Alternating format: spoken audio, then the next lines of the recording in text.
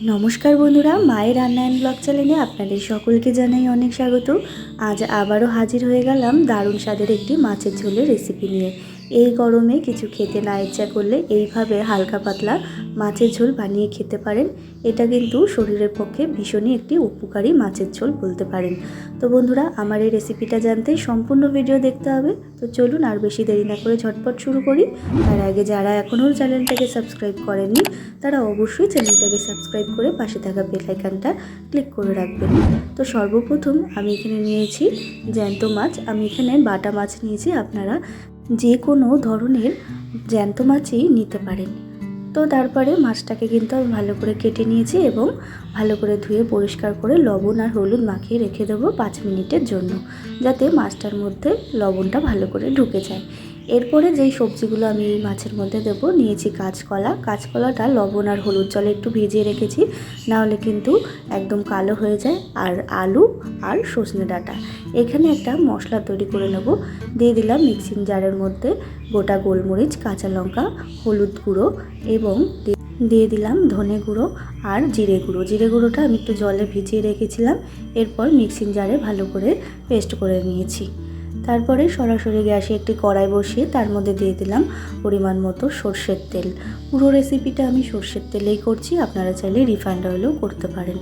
তারপর তেলটা গরম হয়ে গেলে দিয়ে দিতে হবে সামান্য পরিমাণ লবণ। লবণটাকে একটু নাড়িয়ে চাড়িয়ে নিচ্ছি, যাতে মাছগুলো ভাজার সময় মাছগুলো কড়াইয়ের গায়ে লেগে না যায়। এরপরে মাছগুলো কিন্তু আমি ভালো করে ভেজে নেব। যেহেতু জ্যান্ত মাছ, একটু কড়া করে ভেজে নেবেন। তো দেখুন বন্ধুরা, মাছগুলো কিন্তু খুব কড়া করে ভেজে নিয়েছি। সেম প্রসেসে কিন্তু আমি সমস্ত মাছই ভেজে নেব। এরপর আমি মাছগুলো তেল ছেঁকে তুলে রাখছি। আর এই মাছগুলো কিন্তু আমাদের শরীরের পক্ষে ভীষণই উপকারী বলতে পারেন। এখানে আমি আবারও বলছি, বাটা মাছ নিয়েছি, আপনারা যে কোনো ধরনের জ্যান্ত মাছই নিতে পারেন। তারপরে দেখতে পাচ্ছেন মাছ ভাজা কিন্তু কমপ্লিট। সেই মাছ ভাজা তেলের মধ্যে আমি দিয়ে দিলাম গোটা জিরে ফোড়নের জন্য। এবার ফোড়নটাকে একটুখানি ভেজে নেব।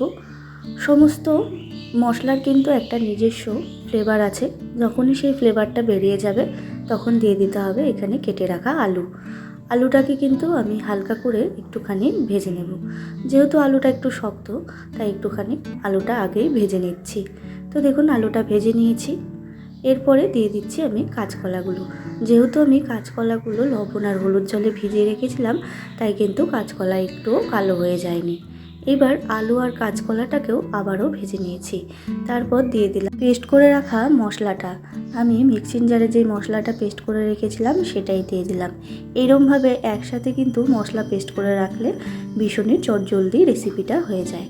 এরপর দিয়ে দিলাম আমি সজনে ডাঁটাগুলো দিয়ে তারপরে মশলা ধোয়া বাটির জলটা দিয়ে আমি 5 মিনিট মতো কষিয়ে নিয়েছি। তো দেখুন 5 মিনিট মতো কিন্তু আমি মশলাগুলোকে কষিয়ে নিয়েছি। এরপরে দিয়ে দিচ্ছি আমি পরিমাণ মতো জল। যেহেতু আমি একটু হালকা পাতলা ঝোল করব, তাই একটুখানি জলটা বেশি পরিমাণে দিলাম। এবার ঝোলটাকে ফুটিয়ে নিচ্ছি। তো দেখুন বন্ধুরা, ভালো করে কিন্তু আমি ঝোলটাকে ফুটিয়ে নিয়েছি প্রায় 10 মিনিট মতো। এরপরে আমি দিয়ে দিচ্ছি ভেজে রাখা বাটা মাছগুলো দিয়ে আবারও কিন্তু আমি ঝোলটার সাথে ফুটিয়ে নেব, তাতে মাছগুলোর ভিতরে ঝোলটা ভালো মতো ঢুকে যাবে। তো দেখুন বন্ধুরা, আমি কিন্তু মাছগুলো দিয়ে ভালো করে ঝোলটাকে ফুটিয়ে নিয়েছি। আর আমার কিন্তু একেবারে রেডি হয়ে গেছে এই হালকা পাতলা মাছের ঝোল। এই গরমে এই মাছের ঝোলের রেসিপিটা দুপুরের মেনুতে যদি গরম ভাতের সাথে থাকে তাহলে কিন্তু ভীষণই ভালো হয়। বাচ্চা থেকে বড় সকলকে এই রেসিপিটা করে খাওয়ান। শরীরের পক্ষে কিন্তু ভীষণই পুষ্টিকর একটি রেসিপি। তো বন্ধুরা, আমার এই রেসিপিটা কেমন লাগলো অবশ্যই কমেন্ট করে জানাতে ভুলবেন না। ভালো লাগলে অবশ্যই একটা লাইক শেয়ার করবেন। আর যারা এখনও চ্যানেলটাকে সাবস্ক্রাইব করেননি তারা অবশ্যই চ্যানেলটাকে সাবস্ক্রাইব করে আমার পাশে থাকবেন নিত্য নতুন ভিডিও দেখার জন্য। আর যারা চ্যানেলটাকে সাবস্ক্রাইব করে আমার পাশে আছেন তাদেরকে জানাই অসংখ্য ধন্যবাদ। এইভাবেই আমার পাশে থাকবেন। আবারও হাজির হয়ে যাব নতুন কোনো রেসিপির সাথে। ততক্ষণের জন্য ভালো থাকবেন, সুস্থ থাকবেন।